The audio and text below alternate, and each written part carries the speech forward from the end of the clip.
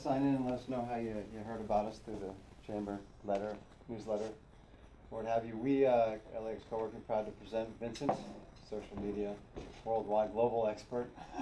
Special welcome. This is his first presentation in the United States. You're off to Vegas and other prestigious co-working spaces. Vincent will provide us the link to his presentation notes afterwards. Oh, awesome. So I've seen his presentations, and I have an extra pen because you guys will be writing pretty quickly because he goes through a lot of great stuff. But the notes will be available afterwards. So, and the video. And this video. As long as this works. So, it didn't work the first time. This time I think it's going to work. So Vincent from Magnific. Yep. Out of the UK and now North America. Take it away, sir. Thank you. Cool. Thank you for coming to see me. So I know some of you run your own businesses, some of you want to bring more traffic into other people you work for, some of you contract. I know what it's like to want to get a lot of business in and have zero marketing spend. So 3 years ago I started my first online magazine, and 2 years ago I was still on welfare pretty much until the day I was given a check for $250,000 for this project. So I know what it's like to have to growth hack. It's what we're talking about today. It's like getting a lot of marketing done with zero budget. Before I even knew what growth hacking was, I was doing a lot of it. The first magazine I launched was called Planet Ivy. So it was an online magazine of written content. So a cross between Vice and Huffington Post. So we had young writers around the UK creating content for us, which we would then get seen via social media and social news sites. Within 6 months, we had 300,000 visitors a month on Planet Ivy. Within 1 year, we had over 1 million visitors a month. We launched a second site, Screen Robot, which was the same, but for the film and gaming niches. So that rose even quicker based on what we'd learned. And we got to 1 million users a month in less than 100 days. So we've raised just under $500,000 so far. We applied to the Textiles Accelerator, which was like a 3-month business bootcamp. 1,500 teams applied, 11 got in, only 2 from the UK, and we were one of those. And at that stage, we were getting 2 million visitors a month on our sites. And more recently, we've become an agency, so we write content for other people. So we run online magazines for other people, we write blog copy for startups, we grow people's social media channels. So companies come to us when they want to grow their initial community, their Twitter, Instagram, Tumblr, Pinterest. So we grow all of those channels, grow that community, and start providing traffic to their website. So our agency, Magnific, takes care of both social media services and content services. I am the digital marketing teacher at General Assembly in London in the winter program, which starts in 2 weeks. So between growing all of these companies and understanding how to do growth hacking, I'll be talking through some of the ways you can grow your company. Hello, you made it. I did. Cool. Good to see you again. So content my agency's written has been seen by over 50 million people, over 150 million total page views. We've had over 100,000 likes and followers on our networks, and we've had over 50,000 followers for our clients in the last 6 months, and thousands of sign-ups for startups that we've worked with. We help them get their first 5,000 users. So at the very start, they hire us in order to put rocket fuel in their company. So all of this is basically achieved through growth hacking. So today we'll be talking about what growth hacking is, how to growth hack in real life and on social, how to find customers on Twitter, and going through social news, content marketing, and email, and other stuff that I think is useful. So the golden rules of growth are your channel needs to be scalable, repeatable, and predictable. This means whatever your growth channel is, you need to be able to do a lot of it, you need to be able to do it over and over, and it needs to have predictable results. It's very hard to find a growth engine that is all of these 3 things, but when it is, it can bring a lot of traffic, a lot of users, a lot of customers. So once you have these 3 things in place, you can really scale up all of your marketing activities. The exception to this is when you're just starting out, when you should be doing things that don't scale, such as going to meet people face to face, which I'll be going into. So, the rules of growth hacking. Rule number 1, you do not talk about growth hacking. So when you find something that works and brings you all that traffic, all that users, all that customers, don't tell anyone. Don't write blog posts showing off about it, because once you do that, other people can imitate these channels. And once everyone does that, it's ruined because everyone knows the game is up. Whenever a new social network comes along, there's always things you can do to get a lot of people to your website. But once everyone does it, it's kind of the end. Secondly, you do not talk about growth hacking. When someone asks you why you have so many customers or you have so many visits to your website, never tell them where the traffic actually comes from. People want to believe in magic, so just tell them what we're doing people like. And people will think you're doing it with ease and it will come across as a lot more natural. But as soon as you say this is how we do it, people go, right, that's the only reason they're big. So think of it this way: when Distractify, a viral news site like an Upworthy BuzzFeed clone, got to 10 million unique users in the second month and 95% of their traffic was from Facebook, it's obvious they have cracked the Facebook code. They got interviewed and someone asked them, how are you getting so much traffic on your site? And they replied, we listen to what people want and we give it to them. Now that's a perfect answer without giving anything away and completely untrue. But likewise, investors, they want to believe that you have some magic under the hood. Speak to your customers and define your messaging before you go viral. So if your website can't handle the traffic, or it's not clear what you do, or it's not clear how people sign up, it's a waste of time getting all this traffic to your site. So really make sure the user experience of your site is excellent before you turn on the traffic tap. There's a great PDF on this I can send you called the MOM test, which is a framework for talking to potential customers and users when you're just starting out. So if you tell your mum about your app, she go, oh yes, I would definitely use it, and then she doesn't really. But even worse, when you go to a conference and you go, this is what I'm working on, would you use it? And everyone inevitably always says, yes, it sounds great, let me give you my email, I'd love to check it out, and then they never download. But if you go to them and then say, my friend is working on something, I'm not sure if it's any good, can I take your opinion on it? Then you pitch it as that. They will go, oh, that, yeah, I don't think that will work because of X, X, X, and X, and you'll get much better feedback. Or if they go, I think it's an amazing idea, you're really onto something. But at times, unless you're talking to an industry expert, it's sometimes good to play the friend card. I coach entrepreneurs, and a lot of them say to me when they're starting out, we have so many ways of getting traffic or so many ways of getting customers or users, what shall we focus on? And I always tell them, do the easiest thing first. Whatever will get you the most customers the quickest, that's the one to start with. You'll get traction, you'll get momentum, you'll get a lot of learnings on how you're doing it, and you can use this to attack the harder channels. But people always believe in your number of customers, the amount of money you earn, and your number of users. So even if you have 10 or 50 or 100, it's better than 0, but you have a good plan coming. All your goals, both for growth hacking and in your business, should be SMART, so specific, measurable, achievable, relevant, and time-based. Get more customers and grow are terrible goals. It should be 1 new customer a month. So how does that happen? So that means 20 face-to-face meetings, 5 proposals, 1 close. It means how much traffic do you need in order to get conversions on your website, and by what date. When I coach people, we tend to have 3 goals for the year, 3 goals for the month, and 3 goals for the week. So you can see at a glance whether you've had a good or bad week, because there's always so many things you could be getting on with, it's hard to know. So if you're new to online marketing, you can read the basics of your channel on growthhackers.com. This is a site updated every day with interesting case studies on, say, SEO or PPC or AdWords or content or optimizing user experience, all of the areas that add up to online marketing. There's lots and lots and lots of information on Growth Hackers. A lot of the examples from this deck have been on Growth Hackers at some point or another. So when you're just getting started out in online marketing, this is a far better place to waste time than Facebook. Don't worry too much about the small things on day one, especially if you're a bit techie, like testing the color of the buttons, testing the messaging, unique traffic in the first instance.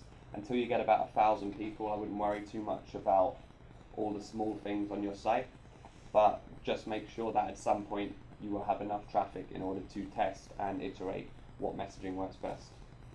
Be a mixture of madmen and mathmen. So be like madmen in taking lots of risks in order to get big returns for your clients, and mathmen in everything should be measured. At the very least, you're going to really need to understand how Google Analytics works, maybe something like Mixpanel to track conversions, and also tracking your links on social to see which ones actually get clicked. I'll get into how to do that in a little bit as well. So when you look at all your growth channels, pour more resources into the ones that work. So whichever one is getting you the most results, just put all your effort into that. Don't try and run 2 or 3 growth channels at the same time. Once you've tested and one clearly works, put all of your energy into that. When I give this talk in Europe, I normally say, think more like the Americans, but now I'm in America. And by that I mean the American winning at all costs mentality. So people are like, I don't want to send too many tweets, I don't want to be a nuisance. You do want to be a nuisance. All of the big sites have been built off the back of spam. So Airbnb wouldn't be here unless they spammed Craigslist early on. So if you posted to Airbnb you had an apartment for rent, it would automatically cross-post it to Craigslist. And Craigslist had loads of traffic, so it would get all of the people inquiring and then clicking back to Airbnb and booking through there, and vice versa. So Airbnb sat in the middle of that spamming feed. Twitter would blow up your phone with notifications. Facebook would invite all your friends constantly.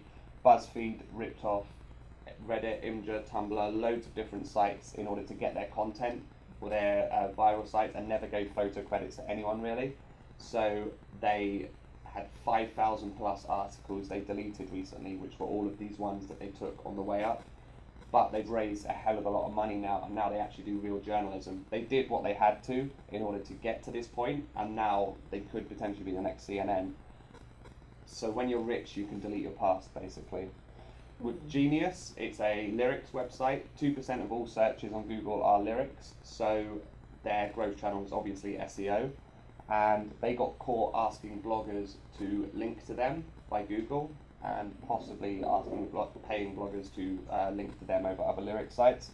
This is obviously against Google's terms of service, so Google banned them from search engines completely. They went from page 1 for most lyrics to like basically nowhere overnight, so all of their traffic dropped.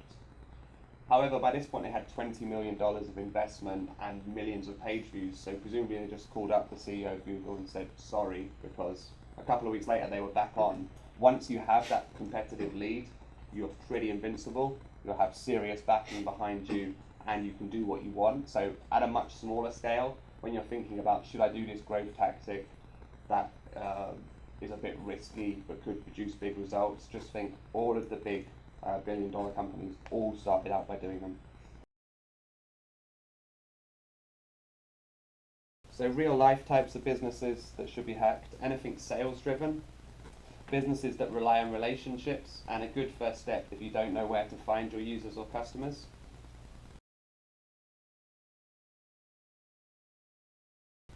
The good news is there's millions of ways to acquire users, whether that's through guest blogging, widgets on the bottom of your site, blogging, YouTube, Pinterest, Twitter.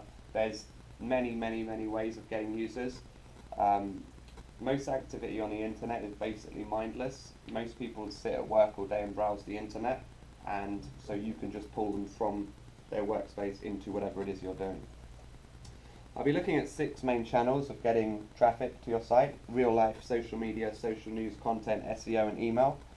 But these aren't necessarily the only ways you should use. The best growth hacks are ones no one else would think of.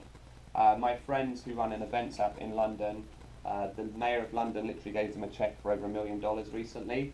They had a load of growth hacks, which I'll tell you about today.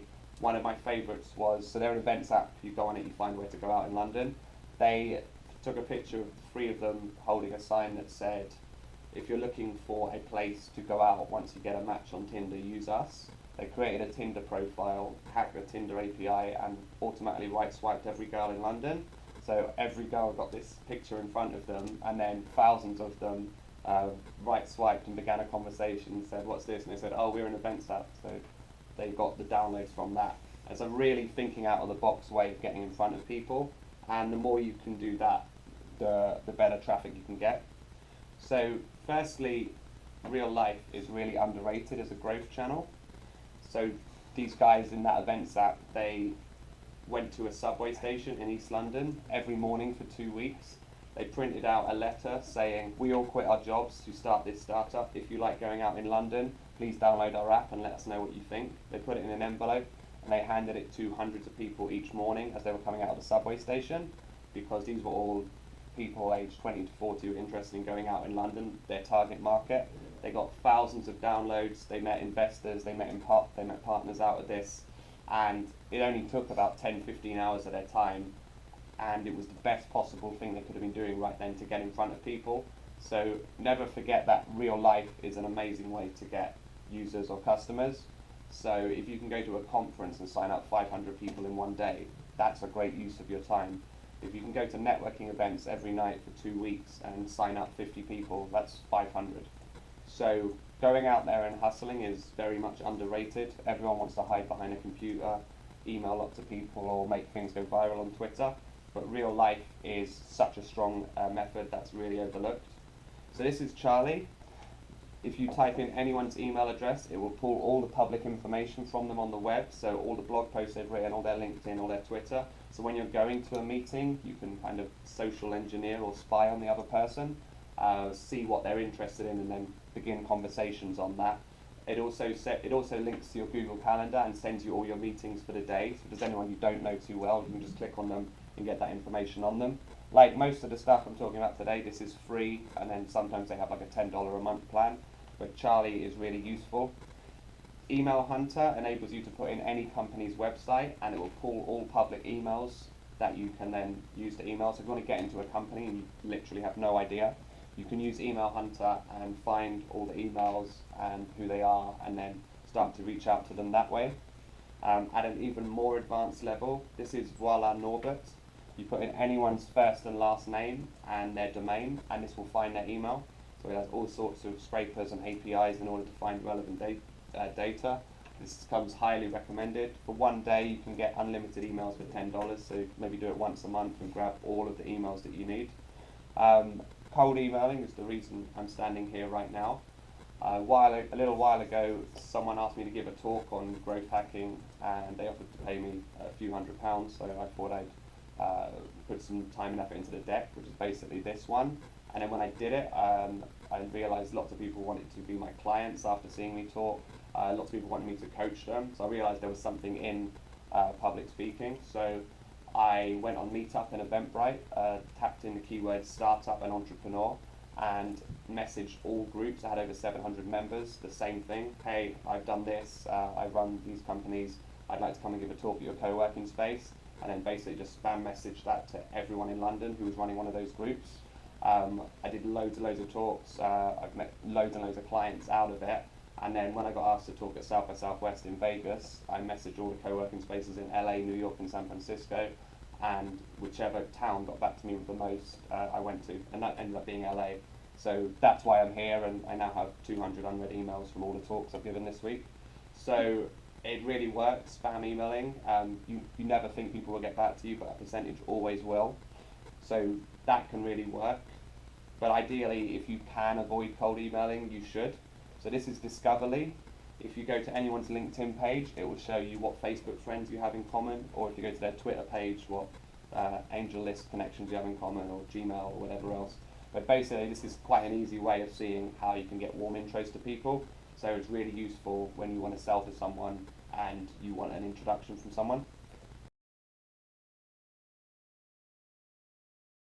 So in the UK, I'm not sure how much in the States as well, people who work in tech or behind laptops have a kind of phobia of using the phone. You tend to want to email when someone owes you money or someone hasn't said what they want to do, when really you should be getting them on the phone. People find it very hard to say no when they're on the phone. So as a general hack for all business in general, using the phone will solve a lot of problems. The more you use the phone, the more successful you'll be. So the best companies have a very strong phone game. So as an aside, this is always worth remembering when you think, should I send an email or call this person? Social media. I think there's a conspiracy amongst social media marketers who want to keep all the secrets of how to grow followers to themselves. And so they tell you the way to get big on social media is to post great content and be consistent. It doesn't work. I see accounts all the time that are great and just don't get the followers. Everyone is posting great content and everyone is stealing great content off each other. So that's not the way you stand out. You grow your following by reaching out one person at a time and really getting in front of the people who love what you're doing. So my advice is to firstly get a following before you even try a social media strategy. When clients ask me, what are we going to do about our posting strategy? I say, well, nothing until we get about 2,000 followers. It's pretty much a waste of time. Before then, you won't get any clicks, favorites, or retweets. So the first thing, when you decide what social media channel you want to be operating on, you've got to find a way of growing your following and then start posting to it. People don't care about you, and they definitely don't care about your product. So when you're posting selfies in the office or alcohol Fridays, no one cares. People only care about what you can do for them, what value you can give to them. So you should be posting great links, great text, great pictures, interesting stuff that they'll want to interact with and want to share. It's very difficult to come up with original content that's great to read all the time. So my advice is to steal it from other people. So this is something I found on Facebook and brought across to my Twitter. Within the first hour, it was getting retweeted and favorited so much that my name trended in London, England, and in Melbourne, Australia. So I got loads and loads of interactions, loads and loads of new followers for something I didn't create. But that's fine, I still ate up those followers. And at a more meta level, the punishment for getting caught for stealing or Twitter theft is rampant. All the basic white girl accounts, which all have like over 1 million followers, they all just copy off each other. As soon as one posts, the other just steal it. So when you see someone posting something you like, never retweet it. That means it's their brand name that's getting retweeted around. Just steal the picture or copy and paste the text and then put that into your own status. And then you will get the extra followers when the retweet goes around and people like it. This is another one I found on Facebook and then brought across to Twitter. And a celebrity retweeted it at 6 AM on a Sunday morning and it went round and round again. So there's plenty of fun posts that you can do that people will like. No one remembers what they read, but they remember how they feel about things. So if you want to find content like this that people will generally like on social media, there's a Facebook page called Welcome to the Internet. So this every day has the best new viral images from around the web. It's always brand safe. It's always quite fun, quite quirky. So this is where you can find great content to put on your social channels every day. If your niche is more serious, you can't put so much like fun animal photos and stuff. I'll get into how to find unique posts for that in a little bit.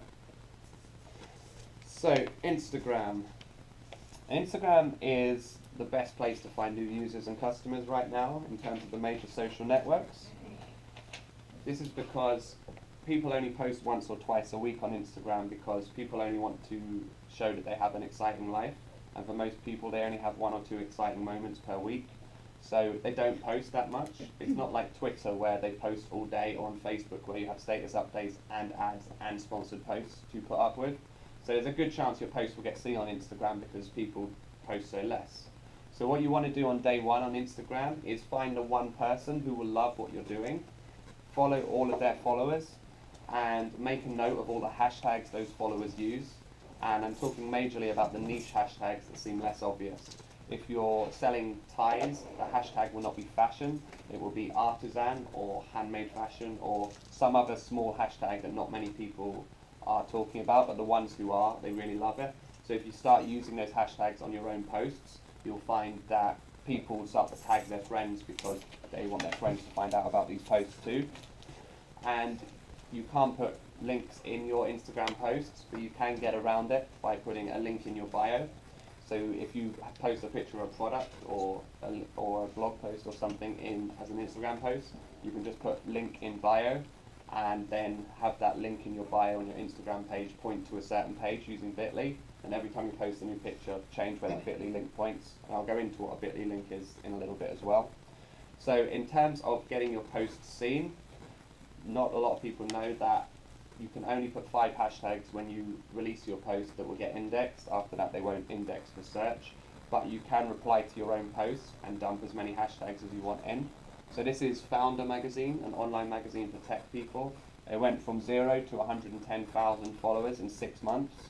And so this is a classic post, a photo they've stolen from someone else with a small credit, an inspirational quote, and loads and loads and loads of hashtags copy and pasted in here. So this means anyone who's searching business owner, magazine, startup life are going to find this post, and there's a much bigger chance that it's going to get seen. They also did cool posts like tag someone who's an entrepreneur, and then that would ensure everyone tagged their friends, and lots of posts got visibility. But find out what those hashtags are from looking at your ideal user and throw them in every post, and you'll see more people getting to your posts. Canva.com is free software designed by the ex-product evangelist at Apple, Guy Kawasaki. This automatically resizes Facebook posts, Twitter posts, Instagram posts, so that you can post them to social networks and they look good. I think it can also overlay text on photos and make really nice looking posts. Buffergram is the first scheduler for Instagram, so it's the equivalent of TweetDeck or Hootsuite. So you can set up all your posts to go out twice a day for a whole month for $10. You could sit there on the first day of the month and do all of your Instagram posts at one time. So that's really useful software. Businesses are made in Instagram. Anything with a product that looks cool, so fashion, technology, personal brand, anything quite visual. If you're building an app or platform looking to get large, like tens of thousands of people user base, you can find it on Instagram. So that's one of the main use cases of my agency. People want thousands of people on their site. There's thousands of people on Twitter and Instagram and Facebook, and we just drag them from the social networks to the site. And anyone building a brand, so unless you're really good at Instagram, it doesn't have the immediate effects that Twitter or Facebook does if you get those right, but it's well worth doing if you're building a brand. So Facebook. So you're probably aware that if you run a business page on Facebook, only 2% of your posts will get seen by people unless you pay money to get them seen. So as far as I can see, there's only 2 real ways of using Facebook to get free traffic and feedback. The first is your personal profile should be your professional profile. So if your business is your life, then you need to have that. You can't have photos partying on Friday and then try and be working with clients on Monday. So it should be a case of connecting with everyone you meet and adding them on Facebook. So if you can make that happen, that will be really good for your company. About a year ago, I started doing that and made my personal profile public. I've met lots of new clients, lots of new partners. I ask questions, I get answers. People put things on Facebook they would never on Twitter and LinkedIn, so it's far more personal, so you actually get to know them a lot better. And you'll need a personal profile to post into groups, which are the unknown way of getting a lot of traffic for free out of Facebook. So if you do a search on Facebook, you won't even see the word groups. You've got to click on the top right menu and click the button for groups. But whatever niche your business is in, there are loads and loads of groups for it that have thousands of people. So when you search that and you click groups, you're going to see a list of groups, but you won't see all the groups on Facebook. It's based on what groups your friends are in and where you are in the world, so your IP. So what you need to do to find all of these groups is maybe join anyone that has over about 700 members. Some of them are inactive, some of them are really active. So there's a group called London Startups with about 19,000 members. Always get clicks, always get feedback. It's really useful. So find all of the groups and join them from your personal profile. And then the way to find more groups is to look at the people who admin those groups. So people who admin tend to admin loads of groups or tend to be in loads of groups. So you can click on their personal profile and about half of them won't have made their group setting private. So then you can look through all of their groups, see what groups they're in your niche and join those groups. And then again, go to more admins and start to build a network of these groups. What this means is you should have about 30 different groups that every time you write a piece of content or have something interesting, you can post it into all of them and get feedback in lots and lots and lots of different places. There's a more experimental method which can have even bigger results if you get it right. I haven't completely worked out the formula yet, so it's still work in progress, but creating your own Facebook group can get you in front of a lot of people really quickly. So if you are using Facebook to connect with people and you have lots of relevant clients, you could create a Facebook group with your co-founder or someone else working with you, and it can have 1,000 members in the first half hour. So Facebook groups are different to business pages. When you add someone to your business page, they can click yes or no if they even see the invite, and a lot of people don't even see the invite. But when you add someone to a Facebook group, they are in it by default. Straight away, they will see all of your posts in their feed. So if you add 1,000 people to that, in the first hour you have 1,000 people who can see your posts. Then you allow anyone to post into that group, and then it can start to grow organically, and you should be cross-posting all these posts into other Facebook groups as a means of growth. You don't want to make the Facebook group your company name because A, no one likes joining company profiles, and B, you don't want to have to admin it if the group goes wrong for whatever reason. But if you have it as something within your industry that all the people from your industry can come in and discuss various problems or issues they're having, then you're in a position to control all of that, make those connections, and then of course post to your own website whenever you want because you have that admin access. So growing your own Facebook group can be a really useful way of getting in front of people. So I briefly put how to do it in here. You have to click the letter A in the box and then click all the friends who have the letter A in the name, then B and C and so on. But this is in the deck that I can send round or share. So this is Facebook's algorithm, which across groups, personal pages and business pages is basically the same. So this is how Facebook chooses what to show in the newsfeed. Firstly, how interesting are you? Do people generally like, share and comment on your posts? If they do, it's going to share it to more people. So Facebook's one job in life is to show you as much stuff that you think it will like, that you go on the site over and over.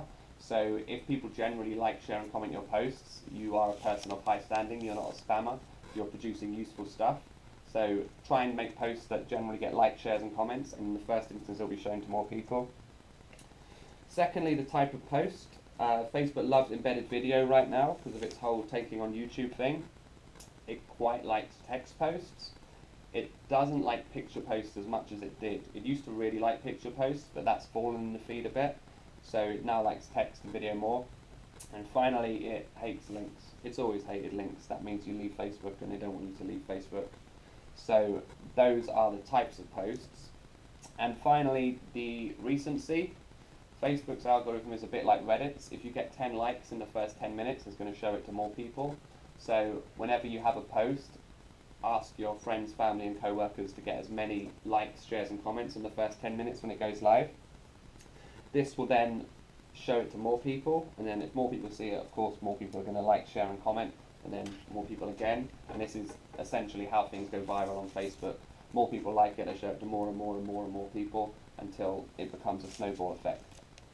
If you have a big product release or something important that's happening, you should get all of your friends, family and office workers to post a link to your website as a status update at the same time. Facebook will think something's going viral, particularly if a lot of people are doing it in a small geographical area. So doing that will mean that there's a good chance it will get seen by a lot of people. So there's a software called Thunderclap. If you think you can get at least 100 people to post something at once, you can get them to post it at the same time using Thunderclap. They just authorize it, and then at a certain time everyone releases it at the same second. I would do Facebook release, not Twitter release, because Facebook always gets more clicks than Twitter. But if you can only get 10, 20, 30 people, just get them to manually like, share and comment in the first 10 minutes. And this will essentially wake up the algorithm and make sure your posts get seen. You should also be comfortable with how to spend money on Facebook. You probably will need to have a business page because it's just too strange to be on the web without one. So you will need to learn how to buy likes from within Facebook. They are real. You can get them for about 10 cents a click within your niche normally. So you'll need to know how to buy a few likes to get your business page going, how to do sponsored posts and how to do ads, not least because if the company you're working for has a budget or your company grows, you're going to have to do it sooner or later anyway, and you risk getting ripped off by people who do this for a living if you don't understand how to do it yourself. And if you can do it yourself, it can really work. So businesses are mainly Facebook. The ideal use case is anything with a product that you can arbitrage sales on. So if you can get 100 clicks to your website for 20 bucks and either the customer lifetime value or they're going to spend 40 bucks, then you have a license to print money as long as you can get enough clicks. So Facebook's better than AdWords in that you could get extra likes on your page and people to share the post to get it seen by even more, even after you've bought the click. This can include apps in certain situations, but if you're buying app installs off Facebook, It's like paying money for drugs. Eventually you're going to run out of money and then you're going to have problems. But if you literally have no idea how to get app installs, it might be worth doing. And obviously everyone to a certain extent needs to be on Facebook and have a presence. So just about how you want to do that through groups is my recommendation, but there's many ways you can use Facebook to help your business.